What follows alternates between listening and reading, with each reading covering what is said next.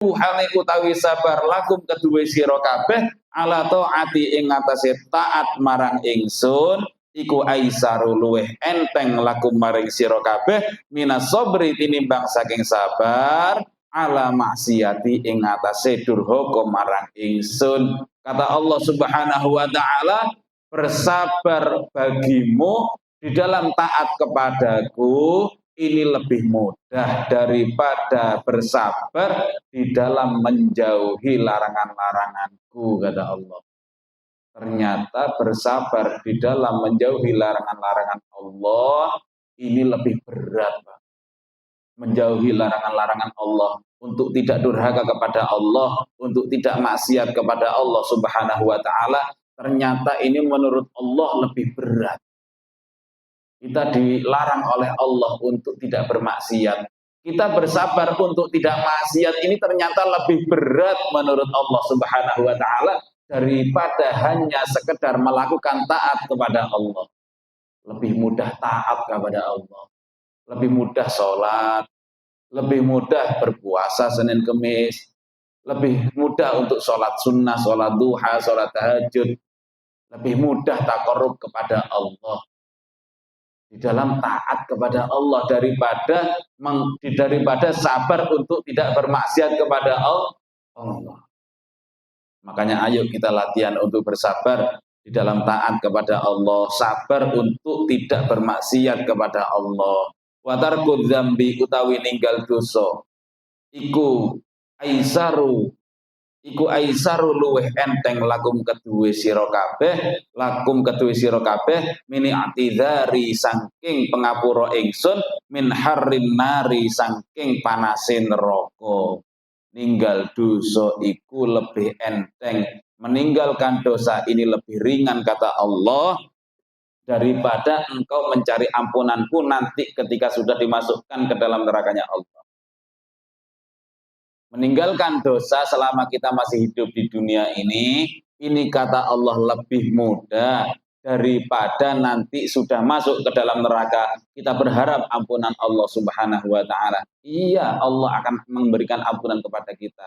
Akan tetapi menghindari dosa, menghindar dari kemaksiatan, menghindar dari durhaka kepada Allah selama kita hidup di dunia ini lebih mudah, Pak, daripada nanti kita sudah dimasukkan ke dalam nerakanya Allah Subhanahu wa taala. Akan tetapi memang begitulah, umat manusia dan jin ini seluruhnya akan dimasukkan ke dalam nerakanya Allah Subhanahu wa taala. Semuanya akan dimasukkan ke dalam nerakanya Allah. Hanya sedikit yang tidak dimasukkan ke dalam nerakanya Allah. Kata Allah Subhanahu wa taala, walau syi'na la ataina kulla syai'in hudaha. Walau syi'na lan lamun karep sapa sira, la ataina mongko yakti bakal nekakno sapa kita, sapa ingsun Allah. Kulla syai'in ing saben-saben suci-wiji. Hudaha ing hidayah. Andai saja aku berkehendak, kata Allah, akan aku datangkan hidayah terhadap semua umat manusia dan jin. Gak ada iblis yang durhaka kepada Allah. Gak ada jin yang kafir, gak ada. Gak ada manusia yang bermaksiat, gak ada manusia yang kafir, gak ada.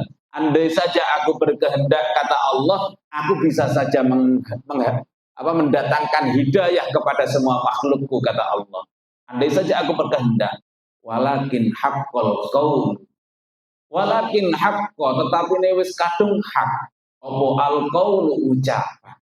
Akan tetapi aku sudah terlanjur ngomong, aku sudah terlanjur bikin ketetapan. La'amla'anna jahannama minal jinnati wan nasi ajma'in.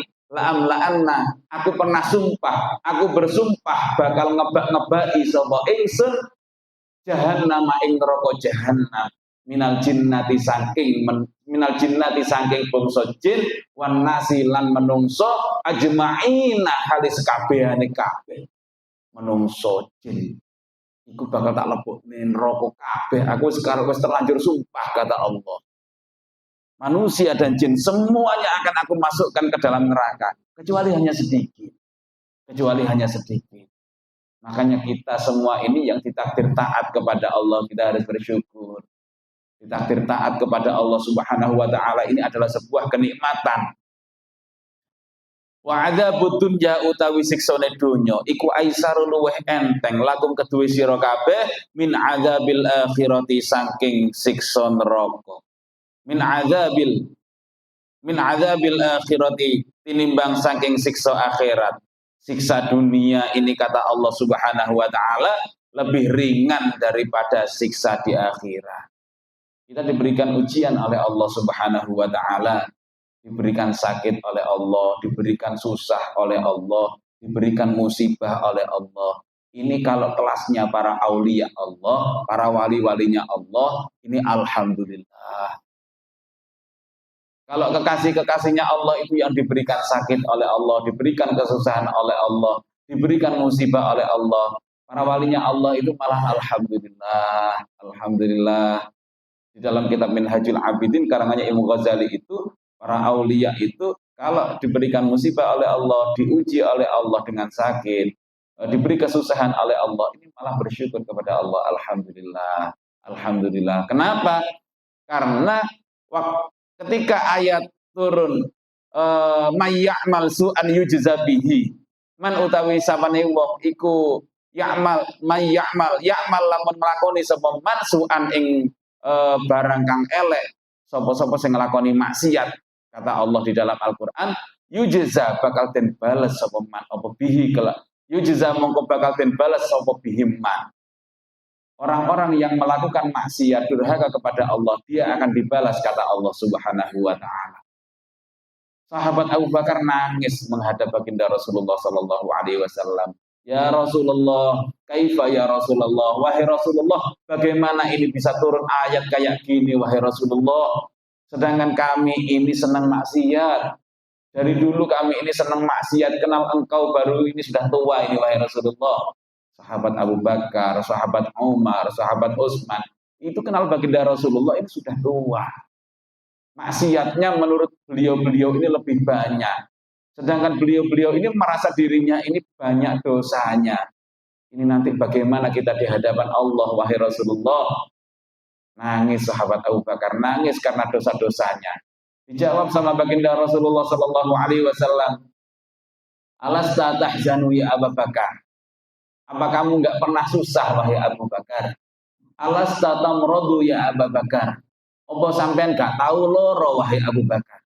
Alasta tusibakal musibah? Apa sampean nggak tahu kena musibah wahai Abu Bakar? Fahadhihi mimma tujzauna bihi. Iku mau perkara telu iku mau, tiga perkara tadi itulah yang akan melebur dosa-dosamu wahai Abu Bakar. Ternyata musibah, sakit, susah ini adalah pelebur dosa. Makanya para wali-walinya Allah ketika diberikan sakit oleh Allah, ketika diberikan kesusahan atau musibah oleh Allah, jawabnya alhamdulillah. Kalau kita belum wali, nggak mampu Pak kena sakit, alhamdulillah. Parine gak panen ya Allah, piye ya Allah, malah ngoten nggih. Sambat-sambat, ngeluh-ngeluh teng Gusti Allah. Mboten saged alhamdulillah sebutan napa-napa. Matur nuwun, menawi niki saged ngelongi dosane kula, keluarga kula Gusti. Dereng saged sing ngoten niku nggih. Dereng saged, soalnya jenengan mboten wali. Ya bena Adam, he anak Adam, kullukum utawi sekabehane sira kabeh iku dolun kesasar kabeh. Illa man kajaba wong hadaituhu kang paring hidayah sapa ingsun hu ing man. Kalian semua ini adalah orang-orang yang tersesat kecuali orang-orang yang aku berikan hidayah. Makanya hidayah itu terus kita minta. Terus kita minta kepada Allah Subhanahu wa taala supaya kita ini senantiasa mendapatkan hidayah, petunjuk dari Allah Subhanahu wa taala, supaya senantiasa mendapatkan hidayah dari Allah. Supaya kita ini senantiasa hati kita diterangi oleh cahaya-cahaya hidayahnya Allah Subhanahu wa taala. Ini rahasianya kata para ulama. Kata Ibnu Athaillah As-Sakandari, ini ketika wudu yang ketiga. Ini kemarin saya terangkan di ngaji Ahad pagi. Ini wudhu pertama, ini untuk menghilangkan hadas. Ya, harus rata. Kalau sudah rata, hadasnya sudah hilang, wudhu yang kedua, basuhan yang kedua, ini untuk penyempurna wudhunya. Kemudian wudhu yang basuhan yang ketiga untuk wajah itu sampean tadai sedikit sampean minum. Sampean minum. Ini bisa menjadikan hati kita bercahaya kata para ulama. Sampean minum sedikit aja, sampean minum. Banyak ya nggak apa-apa.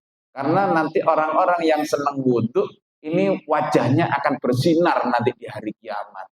Nah, wudhuan yang terakhir inilah air-air wudhu yang akan menjadi sinar itu kita tadahi, kita minum supaya hati kita bersinar. Dipenuhi dengan sinar-sinar, dengan cahaya-cahaya hidayah Allah Subhanahu wa Ta'ala. Ini salah satu rahasia, salah satu sir para aulia. Kenapa kok mereka ini senantiasa mendapatkan hidayah dari Allah Subhanahu wa Ta'ala. Wa kullukum utawis kabehane sira kabeh iku musiun, wong kang luput, wong kang salah, illa man kejaba wong asom tuh kang reksa sapa ingsun hu ing man. Kalian semua ini adalah orang yang terus-terusan melakukan kesalahan, kecuali orang yang aku jaga. Jadi kita nggak minum minuman keras, kita nggak zina, itu bukan karena kita hebat, enggak. Ternyata karena kita ini sengaja dijaga oleh Allah Subhanahu wa Ta'ala. Saya ulangi, kita ini melakukan sholat, enggak meninggalkan sholat. Kita ini ditakdirkan untuk tidak berzina. Kita ditakdirkan untuk tidak minum minuman keras. Ini ternyata bukan karena kita yang hebat, enggak. Ternyata karena kita ini sengaja dijaga oleh Allah Subhanahu wa Ta'ala. Makanya nggak boleh sombong, nggak boleh menghina orang-orang yang bermaksiat, nggak boleh. Ada orang-orang minuman keras, wah neraka, jangan ya. Kita itu dituntut untuk membenci perilakunya, membenci maksiatnya, akan tetapi jangan sampai mengutuk orangnya.